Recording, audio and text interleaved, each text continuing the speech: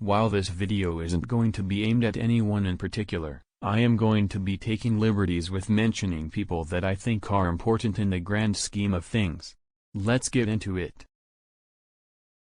So in this video I'm going to be drawing some attention to the Paw Patrol fandom. While not everyone here is a pedophile, there are certainly some people who definitely are. Our good friend, Jose Garcia, is linked to many pages on Twitter, that I of course will not be showcasing, that post illicit artwork of characters from the show. Many of the images depict characters in sexual poses, and are very erotic in nature. There is absolutely nothing harmless about this whatsoever, and that needs to be kept in mind going forward. Majority of the characters in Paw Patrol are under the age of 10, so there's no doubt in my mind that a lot of this pedophilic content is in the upper echelons of pedophilia.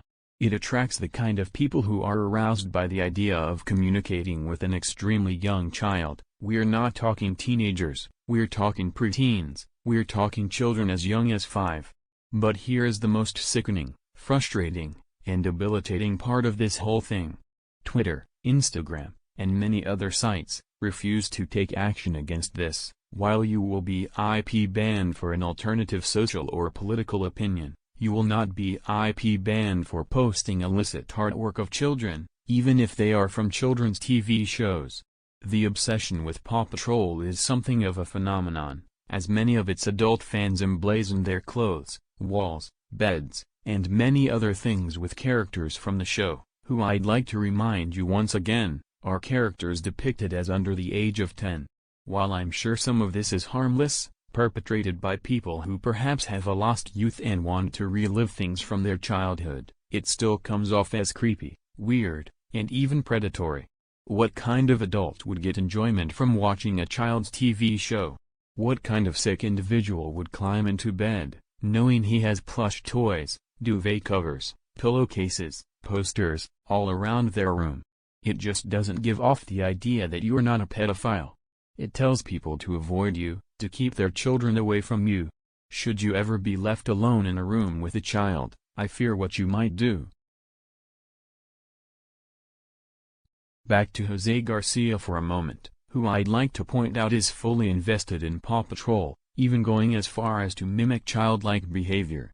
His mannerisms, voice, typing, erratic behavior, lying, materialistic values, are all behavioral marks you would expect from an infant, not a 23-year-old man, who also frequently travels around alone. If you are in the community, please do your best to avoid this character should you see him.